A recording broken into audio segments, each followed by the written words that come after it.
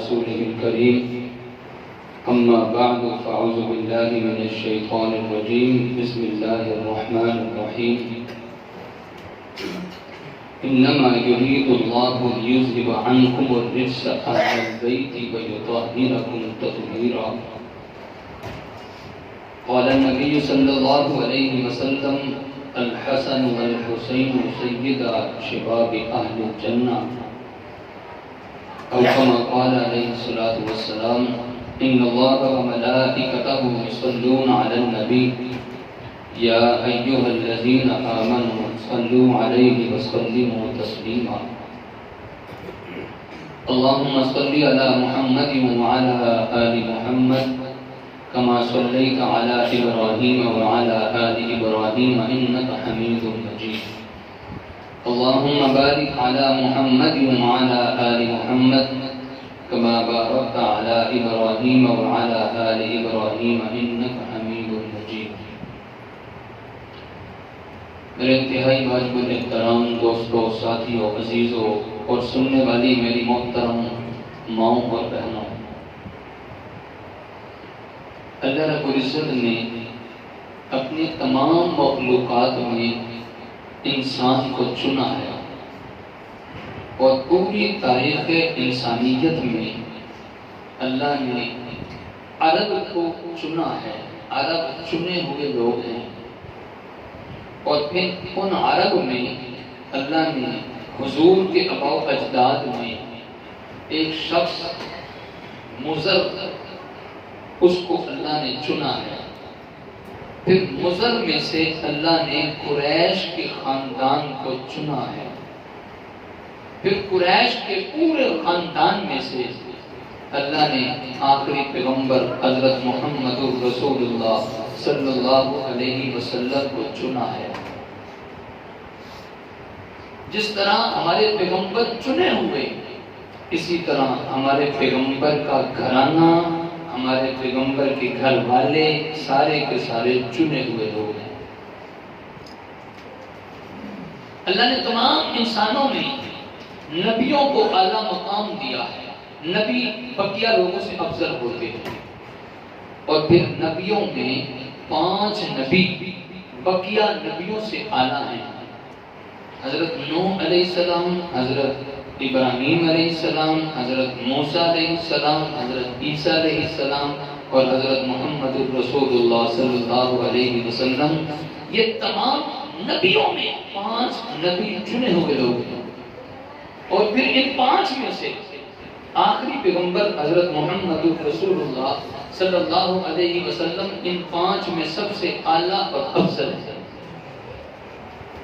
تو جس طرح ہمارے پیغمبر اعلیٰ چنے ہوئے نبی ہیں، اسی طرح ہمارے پیغمبر کا خاندان، ہمارے پیغمبر کی بیٹیاں، ہمارے پیغمبر کی بیٹیاں اور بلکہ ہمارے پیغمبر کے تمام صحابہ، یہ سارے کے سارے چنے ہوئے لوگ ہیں۔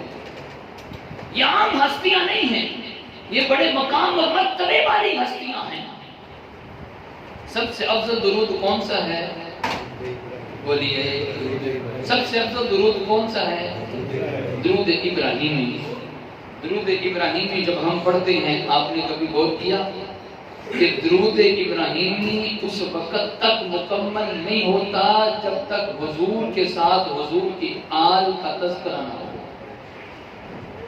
درود ابراہیمی اس وقت تک انکمپلیٹ ہے جب تک حضور کے ساتھ حضور کے گھر والوں کا آل کا تذکرہ نہ ہو جائے۔ اللہم صلی علی محمد وعلی آل محمد، اے اللہ ہمارے پیغمبر پر بھی رحمت بھیج اور پیغمبر کی آل پر بھی رحمت بھیج۔ اللہم بارک علی محمد وعلی آل محمد، اللہ محمد پر بھی برکت بھیج، محمد کے آل پر بھی برکت بھیج۔ تو جس طرح ہمارے پیغمبر محمد الرسول اللہ چنے ہوئے لوگ ہیں، ہمارے چنے ہوئے پیغمبر ہیں، اسی طرح ہمارے پیغمبر کا خاندان، خاندان نبوت، پیغمبر کے گھر والے، پیغمبر کی بیٹیاں اور پیغمبر کے جتنے بھی داماد اور پیغمبر کے جتنے بھی صحابہ کرام، سارے کے سارے چنے ہوئے لوگ ہیں۔ یہ عام ہستیاں نہیں، یہ بڑی اونچی ہستیاں ہیں۔ آپ کی اور میری گارنٹی کون دے گا؟ کوئی دینے کے لیے تیار نہیں ہے۔ یہ وہ ہستیاں ہیں جن کی گارنٹی اللہ نے قرآن میں دی ہے۔ قرآن پاک کی آیت ہے، اس کے بعد نہ شادی کریں، ایک کو ختم کر دیں، آواز بالکل شادی کریں۔ قرآن کی آیت ہے، انما یرید اللہ لیذہب عنکم الرجس اہل البیت ویطہرکم تطہیرا۔ اللہ فرمانے کہ اے پیغمبر، ہم نے آپ کے گھر والوں کو پاک کر دیا ہے ہر قسم کی گندگی سے۔ ہمارے پیغمبر کا گھرانہ پاک ہے، جس طرح ہمارا پیغمبر پاک ہے، ہمارے پیغمبر کا گھرانہ بھی، بولو ہمارے پیغمبر کا گھرانہ بھی، ہمارے پیغمبر کا گھرانہ بھی پاک ہے۔ ہمارا اہل سنت والجماعت کا عقیدہ ہے کہ ہمارے پیغمبر پاک ہیں، ہمارے پیغمبر کا لباس پاک ہے، ہمارے پیغمبر کا بدن پاک ہے، ہمارے پیغمبر کی جوتی پاک ہے، ہمارے پیغمبر کا مدینہ پاک ہے، ہمارے پیغمبر کا بستر پاک ہے۔ اور بلکہ اس سے بڑھ کے بات کہتا ہوں، اہل سنت والجماعت کا عقیدہ اور نظریہ ہے ہمارے پیغمبر کا پیشاب بھی پاک ہے ایمان کے نہیں ہے۔ اور یہ میں نہیں کہہ رہا، بزرگوں نے لکھا ہے، ہمارے پیغمبر کا پیشاب بھی پاک ہے، ہمارے پیغمبر کا ایک ایک عضو، ہمارے پیغمبر کی ایک ایک چیز پاک ہے۔ ہمارے پیغمبر کے بدن پہ کوئی گندی مکھی اللہ بیٹھنے نہیں دیتا۔ ایک مرتبہ نبی پاک صلی اللہ علیہ وسلم جنازہ پڑھانے کے لیے آگے آئے، صفیں بن چکی ہیں، جنازہ سامنے، میت سامنے موجود ہے، ہمارے پیغمبر جنازہ پڑھانے کے لیے آگے ہوئے، جبرائیل فوراً آگے، اے پیغمبر اپنی جوتی اتار دیں، جوتی پہ گندگی لگ چکی ہے۔ یعنی اگر گندگی لگے تو فوراً جبرائیل آ جاتا ہے، جوتی اتار دیں، گندگی لگ چکی ہے۔ اللہ نے ہمارے پیغمبر کو اتنا پاک کیا ہے کہ ہمارے پیغمبر کی جوتی بھی پاک رکھی ہے۔ اس سے ایک مسئلہ یہ بھی سمجھ میں آ گیا کہ جس وقت جنازہ پڑھنا ہو تو جوتیاں اتار دینی چاہیے، اس لیے کہ جوتیوں پہ گندگی لگی ہوتی ہے۔ ارے پیغمبر کی جوتی پہ گندگی لگی، جبرائیل بتانے کے لیے آ گیا، ہماری جوتی پہ گندگی لگے گی، کون بتانے کے لیے آئے گا؟ ہمیں خود ہی اتارنی پڑے گی۔ وہاں تو گارنٹی دی جا سکتی ہے کہ وہاں گندگی نہیں لگی، یہاں کیا گارنٹی دی جا سکتی ہے کہ ہماری جوتی پاک ہے؟ اس لیے مسئلہ ہے جب جنازہ پڑھنے لگے تو جوتی اتار کے سائڈ پہ رکھ دینی چاہیے۔ تو ہمارے پیغمبر کا ایک ایک عضو، ہمارے پیغمبر کی ایک ایک چیز پاک، تو پیغمبر کا گھرانہ بھی، پیغمبر کا خاندان بھی، پیغمبر کے سارے داماد بھی پاک ہیں، پیغمبر کی بیٹیاں بھی پاک ہیں، پیغمبر کے صحابہ بھی سارے پاک ہیں۔ حضور کے گھر والوں کا بڑا مقام اور مرتبہ ہے۔ نبی پاک صلی اللہ علیہ وسلم نے ایک مرتبہ خطبے میں ارشاد فرمایا، لوگوں اپنی اولادوں کو 3 چیزیں ضرور سکھاؤ۔ نمبر 1 ان کے دل میں میری محبت بٹھاؤ، اور نمبر 2 ان کے دل میں قرآن کی محبت بٹھاؤ، اور نمبر 3 ان کے دل میں میرے گھر والوں کی محبت بٹھاؤ۔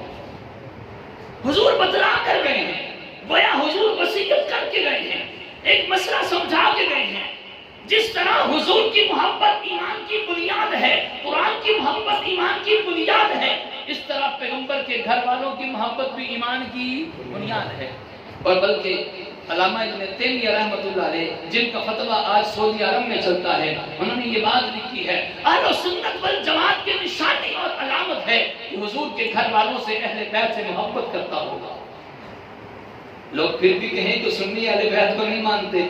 ارے سنی ہونے کے لیے شرط ہے کہ حضور کے گھر والوں سے پیار کرے، حضور کے گھر والوں سے محبت کرے۔ جس کے دل میں حضور کے گھر والوں کی نفرت ہے، اس کا ایمان خطرے میں ہے، اس کا تو ایمان ہی قابل قبول نہیں ہے، اس کا ایمان تو خطرے میں ہے۔ پیغمبر کے گھر والوں سے محبت یہ ایمان کی علامت اور اہل سنت والجماعت کی علامت ہے۔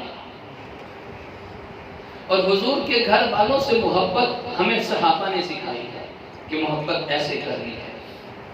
ہمیں ایک ایک چیز صحابہ نے بتلائی ہے، پیغمبر کے گھر والوں سے محبت کرنی ہے تو ایسے کرو، ان سے پیار کرنا ہے تو ایسے کرو، ان کے ساتھ معاملات کرنے ہوں تو ایسے کرو۔ ایک مرتبہ حضرت علی المرتضیٰ نے اپنے بیٹے حسن کو گود میں اٹھایا ہوا اور سردیوں کا موسم، چادر لپیٹی ہوئی، چادر میں چھپایا ہوا اپنے بیٹے حسن کو۔ تو سامنے سے ابو بکر صدیق آگے، حضور نے پوچھا، علی یہ کون ہے، کیا لیا ہوا ہے؟ حضرت علی نے فوراً کپڑا ہٹایا تو گود میں حسن کو پکڑا ہوا تھا۔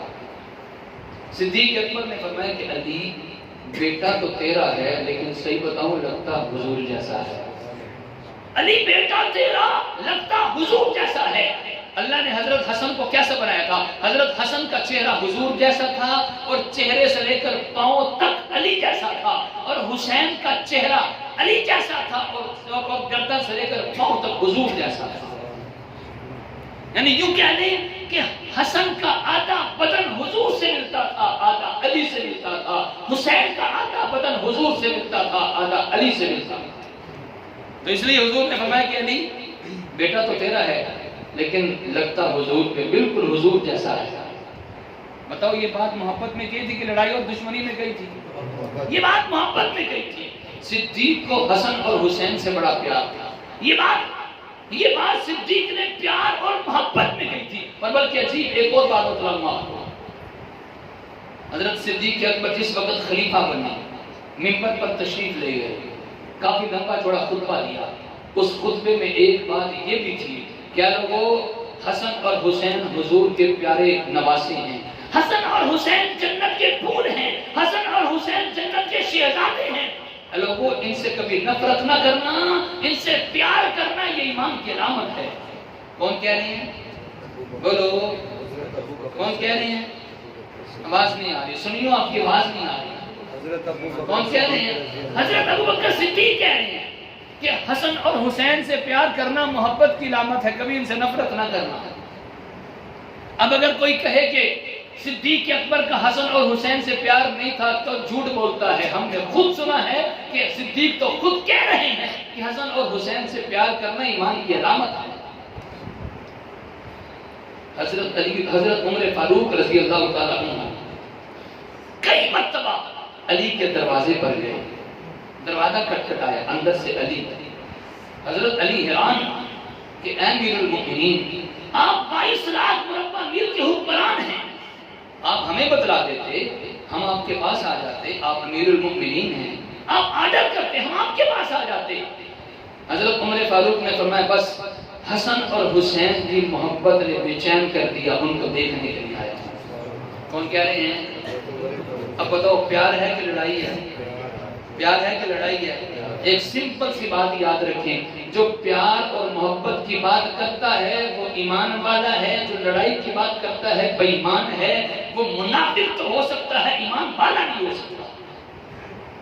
لڑائی کی بات ہونی چاہیے، پیار محبت کی بات ہونی چاہیے۔ بولو پیار محبت کی بات ہونی چاہیے نا، ہم لڑائی والے نہیں ہیں۔ ہم کہتے ہیں ہم سے بات کرو، پیار محبت کی بات کرو، اور ہم سے بات کرو تو دلیل کے ساتھ بات کرو۔ کسی صحابہ کی لڑائی نہیں تھی، کسی اہل بیت کی صحابہ سے کوئی لڑائی نہیں تھی، بلکہ آپس میں پیار تھا۔ حضرت عمر فاروق رضی اللہ تعالیٰ عنہ نے یمن کے گورنر کو خط لکھا کہ یہاں کے لوگوں کے لیے کچھ جوڑے بھیجیں۔ یمن کا کپڑا بڑا اچھا کپڑا ہوتا تھا، شاہی صاحب، یمن کا کپڑا بڑا اعلیٰ کپڑا ہوتا تھا۔ تو حضرت عمر فاروق نے خط لکھا کہ یہاں کے لوگوں کے لیے کچھ جوڑے بھیجو۔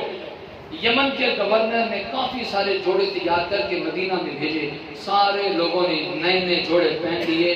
حضرت عمر فرماتے ہیں مجھے خوشی نہیں ہے۔ پوچھا خیریت؟ فرمایا کہ سارے لوگ جوڑے پہننے، حضور کے نواسے حسن حسین ان کو نئے جوڑے نہ بھی لیں، مجھے خوشی نہیں ہے۔ جب تک ان کے جوڑے نہیں آئیں گے میرا دل ٹھنڈا ہی نہیں ہوگا، مجھے خوشی تب ہوگی جب ان کے جوڑے آئیں گے۔ حضرت عمر فاروق نے اسپیشل یمن کے گورنر کو دوبارہ سے خط لکھا کہ 2 جوڑے اسپیشل تیار کر کے حسن حسین کی ماں کے بھیجے گئے۔ جب وہ جوڑے تیار ہو کے آئے، حسن حسین نے پہن لیے، تو پھر حضرت عمر فرمانے لگے مجھے اب خوشی ہوئی ہے، انہوں نے پہنے ہیں تو عمر کو خوشی ہوئی ہے، جب تک نہیں پہنے تو عمر کو خوشی نہیں ہوئی۔ بتاؤ یہ عمر کا پیار تھا کہ لڑائی تھی؟ یہ میں بات بار بار وضاحت کے ساتھ بتلا رہا ہوں۔ صحابہ کا پیار تھا اہل بیت کے ساتھ، اہل بیت کا پیار تھا صحابہ کے ساتھ۔ حضرت عمر فاروق تو عمر فاروق ان کے بیٹے کو بھی بڑا پیار تھا، ان کا بیٹا عبداللہ کو بھی بڑا پیار تھا۔ توجہ ذرا، ایک مرتبہ حضرت عبداللہ کا دور تھا۔ حضرت عبداللہ کے زمانے میں ایک شخص آیا اور سوال کرنے لگا حضرت مچھر کا خون پاک ہے کہ ناپاک ہے؟ عبداللہ بن عمر نے پوچھا کہ یہ بتاؤ آئے کہاں سے ہو؟ اس نے کہا میں عراق سے آیا ہوں۔ کہاں سے؟ اور میدان کربلا کہاں پہ ہے؟ عراق میں. میدان کربلا بھی عراق میں، اور وہ بندہ سوال کرنے والا بھی عراق سے. کہنے لگا کہ بتاؤ مچھر کا خون پاک کہ نہ پاک؟ حضرت عبداللہ بن عمر غصے میں آگے فرمانے لگے ارے تو عراق سے آیا ہے اور عراق کے لوگوں نے پیغمبر کے لخت جگر کو شہید کر دیا، ان کے سر کو بدن سے الگ کر دیا، ان کے خون کو بہایا ہے، اور تم سوال مچھر کے خون کا کرتے ہو؟ مچھر کے خون کا سوال کر رہے ہو؟ تم نے پیغمبر کے نواسے کو شہید کیا، عراق والوں نے پیغمبر کے نواسے کو شہید کیا ہے. اور پھر اگلا جملہ عبداللہ بن عمر کا فرمانے لگے میں نے خود اپنے کانوں سے سنا تھا کہ میرے پیغمبر نے فرمایا تھے حسن اور حسین میری آنکھوں کی ٹھنڈک ہیں اور میرے دل کی بہار ہیں. پیغمبر نے فرمایا تھا کہ حسن اور حسین کو دیکھ لوں تو مجھے سکون مل جاتا ہے. نبی پاک صلی اللہ علیہ وسلم اکثر حسن اور حسین کو چومتے بھی تھے اور سونگتے بھی تھے. صحابہ کرام نے سوال کیا اے اللہ کے نبی صلی اللہ علیہ وسلم چومنا تو سمجھ میں آتا ہے، بار بار سونگتے کیوں ہو؟ میرے پیغمبر نے فرمایا کہ ان دونوں میں سے مجھے جنت کی خوشبو آتی ہے، میں اس لیے سونگتا ہوں، مجھے ان دونوں میں سے جنت کی خوشبو آتی ہے. حضرت عبداللہ بن عباس ایک مرتبہ بیت اللہ عمر ابن عاص حضرت عمر ابن عاص بیت اللہ کے سائے میں بیٹھے ہوئے تشریف فرما ہیں. اتنے میں ایک شخص آیا اور عمر ابن عاص کہنے لگے لوگوں جنتی دیکھنا ہے تو دکھاؤں؟ لوگوں نے کہا ضرور دکھاؤ. حضرت عمر ابن عاص نے کہا وہ دیکھو ایک شخص آ رہا ہے اور وہ اس زمین پر آسمان و زمین میں اس سے افضل بندہ ہے کوئی نہیں. لوگوں نے مڑ کر دیکھا تو پیچھے حسن آ رہے ہیں. تو ان کے اعلیٰ ہونے پر دلیل کیا ہے؟ حضرت عمر ابن عاص کا جملہ ہے. صحابہ کا پیار تھا، صحابہ کی محبت تھی. حضرت ابن حزم خود فرماتے ہیں سیر اعلام النبلاء میں واقعہ لکھا ہے. حضرت ابن حزم فرماتے ہیں کہتے میں نے خود اپنی آنکھوں سے دیکھا. ایک مرتبہ حضرت حسن آ رہے تھے، پیچھے پیچھے ابو ہریرہ آ رہے تھے. حضرت حسن نے جوتی اتاری، ابو ہریرہ نے فوراً اپنا رومال اتارا، حسن کے پاؤں کو صاف کیا، مٹی لگی ہوئی تھی، اپنے سر سے رومال اتار کر حسن کے پاؤں سے مٹی صاف کر کے بتا یہ دیا کہ صحابہ کا اہل بیت سے پیار کا لڑائی نہیں تھی. کون کون سا واقعہ سنو؟ بے شمار واقعات بھرے پڑے ہیں، ایک آدھا واقعہ نہیں، بے شمار واقعات بھرے پڑے ہیں. حضرت عثمان کو دشمنوں نے گھر میں قید کر دیا، باہر پہرا دینے والے یہی حسن اور حسین تھے، پانی پہنچانے والے یہی حسن اور حسین تھے. اور پھر ان کی آپس میں بڑی رشتہ داریاں بھی تھیں. یہ رشتہ داریاں اتنی زیادہ تھی کہ جس کا انکار کیا جا سکتا ہی نہیں. حضرت عمر فاروق کا زمانہ تھا، فتح ہوئی کسی ملک میں، اور جب آپ کو پتا ہے فتح ہوتی تو بڑا مال غنیمت بھی فتح ہوئی ہے، مال غنیمت ملا کہ نہیں ملا؟ اب وہ آ رہے جگہ جگہ میڈیا پر لاکھوں کروڑوں ڈالر کے ہیلی کاپٹر جہاز اور اتنا اسلحہ ملا ہے اور اتنے بکسے چھوڑ کر گئے ہیں پیسوں کے ڈالروں کے. تو جب قربانیاں دیں تو پھر مال غنیمت تو بڑا ملتا ہے. مال غنیمت ملا. اس مال غنیمت میں دو نوجوان لڑکیاں جو شہزادیاں تھیں، ان کا باپ بادشاہ تھا، شہزادیاں بھی مال غنیمت میں آئی. حضرت عمر فاروق کے سامنے آئی. لوگوں نے کہا حضرت یہ مال غنیمت اکٹھا ہو کر آیا ہے اور ان مال غنیمت میں یہ دو شہزادیاں بھی ہیں. حضرت عمر فاروق نے فوراً حسن اور حسین کو بلایا اور بلا کر کہنے لگے شہزادیاں شہزادوں کے لیے ہی جچتی ہیں. وہ شہزادیاں حسن اور حسین کو گفٹ کر دی. فرمایا کہ شہزادیاں شہزادوں کے لیے ہی جچتی ہیں، شہزادوں کو ہی شہزادیاں اچھی لگتی ہیں. تو عمر نے شہزادے کن کو کہا؟ حسن اور حسین کو. اور میرے پیغمبر نے بھی حسن اور حسین کو جنت کے شہزادے کہا ہے، جنت کے نوجوانوں کے سردار کہا ہے. حسن اور حسین کی جنت کے نوجوانوں کے سردار ہیں. تو اس لیے میرے دوستو صحابہ بھی ہمارے ایمان کی بنیاد اور اہل بیت بھی ہمارے ایمان کی. جو صحابہ کو نہیں مانتا اس کا ایمان بھی خطرے میں ہے، اور جو اہل بیت کو نہیں مانتا اس کا ایمان بھی خطرے میں ہے. ہم صحابہ کو کیوں مانتے ہیں؟ قرآن نے کہا. اہل بیت کو کیوں مانتے ہیں؟ قرآن نے کہا ہے. بات سمجھ آ رہی کہ نہیں آ رہی؟ یہ ہمارا کھلا صاف عقیدہ اور نظریہ ہے. ہم کہتے ہیں لڑائی جھگڑے کی بات نہ کرو. ارے ساروں کو مانو, کسی کا انکار نہ کرو. بات مانتے ہو نہیں مانتے؟ بولو سنیو, بات مانتے ہو نہیں مانتے؟ ہمارا اہل سنت والجماعت کا کھلا صاف عقیدہ ہے. ہمارے بزرگوں نے صاف لکھا ہے, کوئی صحابہ کو غلط کہے تب بھی ایمان خطرے میں ہے, کوئی اہل بیت کو غلط کہے تب بھی اس کا ایمان خطرے میں ہے. حضرت علی بھی بڑے مقام اور مرتبے والے, حضرت فاطمہ بھی بڑی مقام اور مرتبے والی خاتون ہیں, حضرت حسن بھی مقام اور مرتبے والے, حسین بھی مقام اور مرتبے والے. اللہ سے دعا ہے اللہ تعالی ہم سب کو ان تمام حضرات کے نقش قدم پہ چلنے کی توفیق عطا فرمائے. آمین. واخر دعوانا الحمدللہ رب العالمین.